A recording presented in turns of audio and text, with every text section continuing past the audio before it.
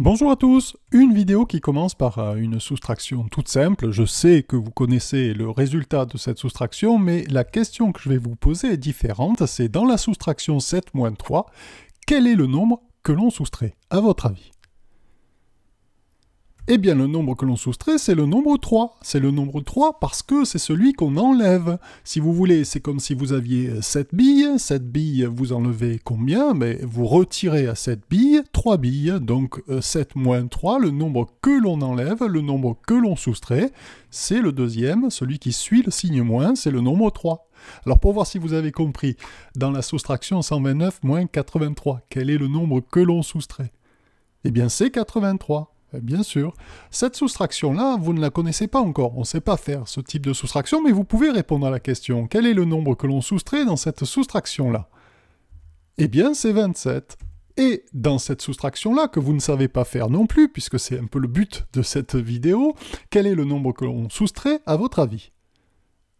Eh bien, c'est le nombre moins 12, celui qui a après le signe moins, le nombre négatif, moins 12.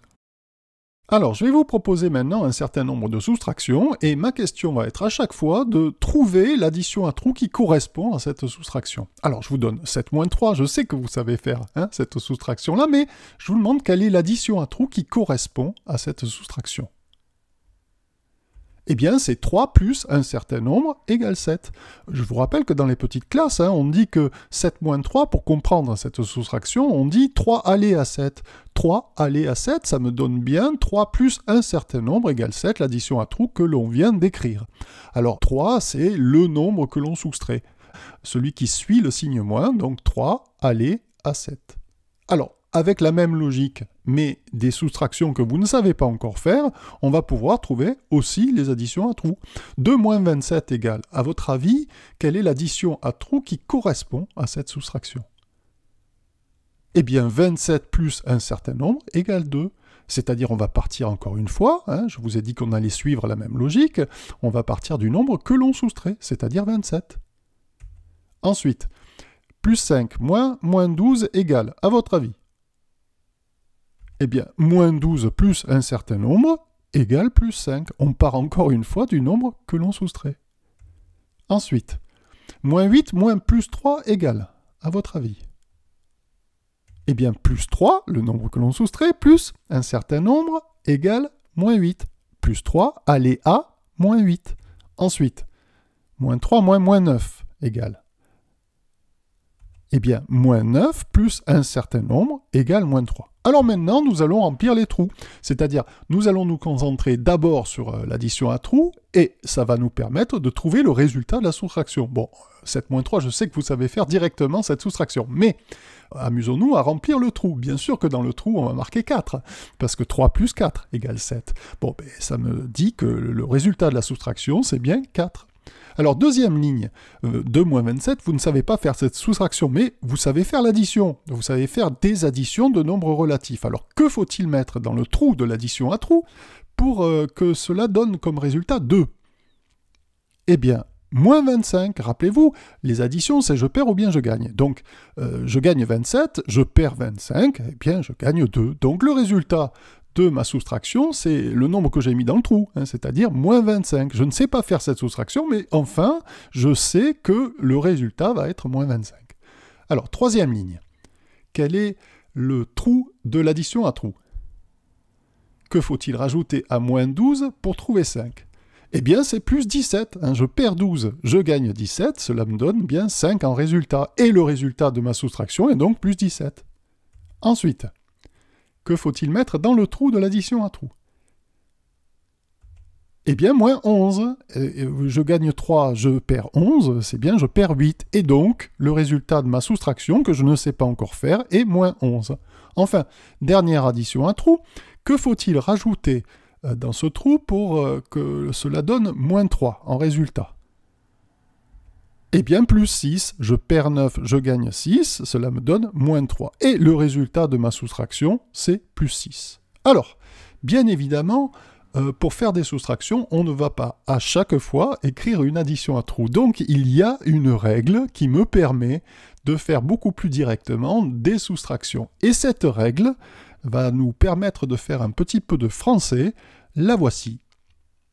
Soustraire un nombre revient à additionner son opposé. Alors c'est un petit peu compliqué tout ça, mais on va pouvoir le faire fonctionner sur un premier exemple. Alors quand on dit plus 5 moins, entre parenthèses, moins 12, soustraire, bien évidemment il s'agit d'une soustraction, vous avez le signe moins qui sépare nos deux nombres relatifs. Alors, soustraire un nombre de quel nombre parle-t-on, à votre avis ? Eh bien, on parle du nombre moins 12. Rappelez-vous, le nombre que l'on soustrait, c'est le nombre qui suit le signe moins.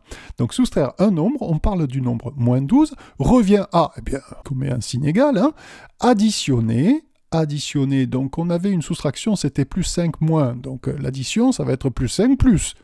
On va additionner son opposé, son adjectif possessif qui se rattache à un nombre. Donc, quand on dit son opposé, on parle de l'opposé de quel nombre ? Eh bien, de l'opposé de moins 12. Et l'opposé de moins 12, c'est plus 12.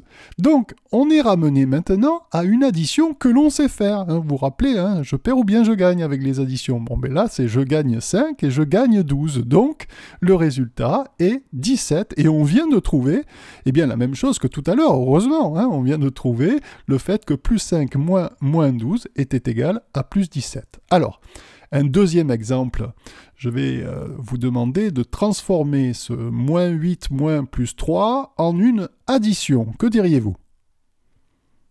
Eh bien, moins 8 plus moins 3, parce que je soustrais plus 3, cela signifie que je rajoute son opposé. L'opposé de qui ? L'opposé de plus 3. Et l'opposé de plus 3, c'est moins 3. Et maintenant que je suis avec une addition sous les yeux, je perds ou bien je gagne. Donc là, c'est je perds 8 et je perds 3. Par conséquent, je perds 11. Et je retrouve encore une fois, bien sûr, ce qu'on avait trouvé tout à l'heure en utilisant des additions à trous. Ensuite, moins 3 moins 9. Je veux transformer cette soustraction en une addition. Que diriez-vous ? Eh bien, moins 3 plus 9. Soustraire le nombre moins 9 revient à additionner le nombre plus 9, c'est-à-dire l'opposé de moins 9. Et là maintenant c'est je perds 3, je gagne 9, il s'agit d'une addition encore une fois, et par conséquent je gagne 6. Donc plus 6, c'est bien ce que j'avais encore une fois trouvé tout à l'heure. Alors maintenant, nous avons comme soustraction 2 moins 27 à faire. Alors je veux transformer ceci en une addition, que diriez-vous ? Eh bien, 2 moins 27, je soustrais 27, donc j'additionne l'opposé de 27. Et l'opposé de 27 se note moins 27, donc 2 plus moins 27. Et là, maintenant que j'ai affaire à une addition, je peux penser à je perds ou bien je gagne. Je gagne 2, je perds 27, et par conséquent, je perds 25. On retrouve bien, encore une fois, ce que l'on avait trouvé tout à l'heure. Alors bien évidemment, 7 moins 3, on n'a pas besoin de cette règle-là pour trouver que le résultat c'est 4, mais enfin ça pourrait fonctionner aussi, 7 moins 3. Bien, je transforme en une addition, je vais dire 7 plus le nombre moins 3, je gagne 7, je perds 3, je gagne 4. Bon, bien sûr, on n'a pas besoin de tout ça, je répète encore une fois, pour savoir que 7 moins 3 est égal à 4. Voilà pour cette vidéo sur les soustractions de nombres relatifs.